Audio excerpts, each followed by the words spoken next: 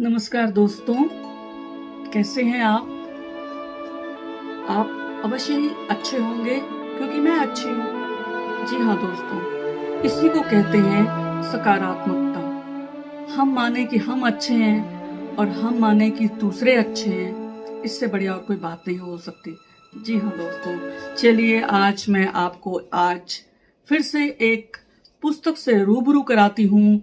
लघु कथा विधा में लिखी है ये। दरअसल ये पुस्तक नहीं, इसे आप लघु कथा संकलन कह सकते हैं, क्योंकि इसमें 110 लघु कथाकारों की 397 लघु कथाएं सम्मिलित हैं। जी हाँ दोस्तों, मैं बात कर रही हूँ लघु की विराटता।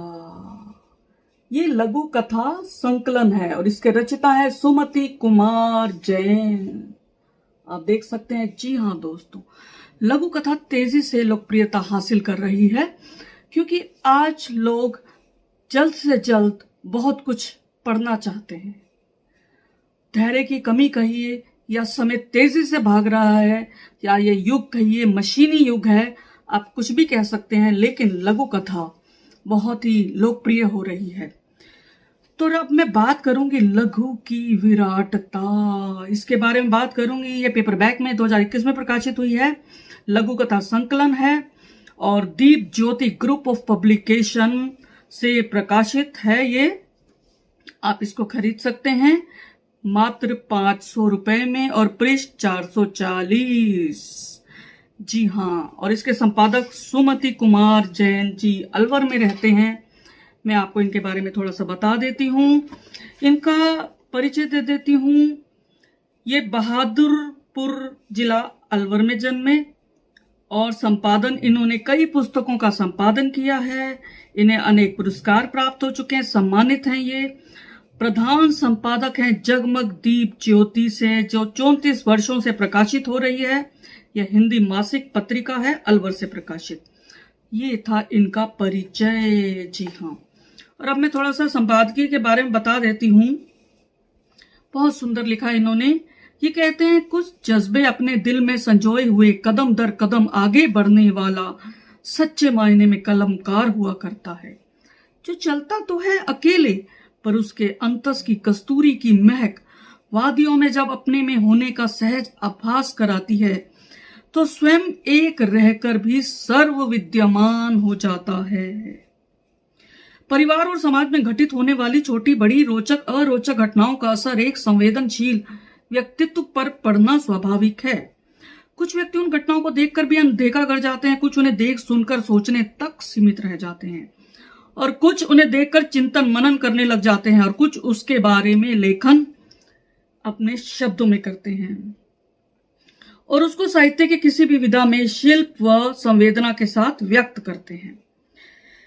उसके बाद ये कहते हैं, किसी भी घटना को सार्वभौमिक दृष्टि से चिंतन मनन करके एक ही बिंब को उकेरते हुए लिखना लघु कथा कहलाता है। इन्होंने परिभाषा लिखी है। और आगे इन्होंने कहा है कि विष्णु प्रभाकर के अनुसार लघु कथा के शब्द अल्प हैं पर अर्थ भूमा है। माधव नागता के अनुसार लघु कथा की परख करते समय जो बात विशेष यह है कि उसमें अंतर्निहित सामाजिक सरोकार, कलात्मक अभिव्यक्ति, भाषा का अनूठापन, शिल्पगत प्रयोग, कथ्य की नवीनता, मानवीय मूल्य, समय की धड़कन और संवेदनात्मक गहराई की पड़ताल, ये सुमति जी ने अपने इसमें लिखा है संपादकीय में। और प्रकाशक हैं इसके दीपक पालावत जी। उन्होंने कहा है कि लघु कथाएं हिंदी सत साहित्य में अपना विशेष स्थान बनाने में समर्थ है। लघु कथा की मूल आत्मा है उसकी समरसता तथा उसकी रसात्मकता, या प्रस्तुत करने का ढंग और कहें तो उसका ज्ञान पक्ष। आगे इन्होंने बताया है कि सुमति कुमार जी के संपादन में लघु कथा संसार नामक लघु कथा संकलन पहले भी प्रकाशित हो चुका है और अब ये दूसरा लघु कथा संकलन है। इसमें सभी सुविख्यात लब्ध प्रतिष्ठित लघु कथाकारों के साथ नवोदित लघु कथाकार की लघु कथाएं भी शामिल हैं। और इसके पीछे एक ही उद्देश्य कि अधिक से अधिक लघु कथा विधा का प्रचार प्रसार हो, साथ ही नवोदित लघु कथाकार वरिष्ठ लघु कथाकारों की रचनाओं को पढ़ें और समझें तथा अपनी कमियों को दूर करने का प्रयास करें। और अब मैं पूरे नाम तो पढ़ना संभव नहीं है मेरे लिए, 110 लघु कथाकार हैं। मैं कुछ नाम पढ़ देती हूं जिनकी लघु कथाएं इसमें है। प्रत्येक लघु कथाकार को 4 पृष्ठ दिए गए हैं। इसमें 1 पृष्ठ में उनका परिचय और 3 पृष्ठ में उनकी लघु कथाएं।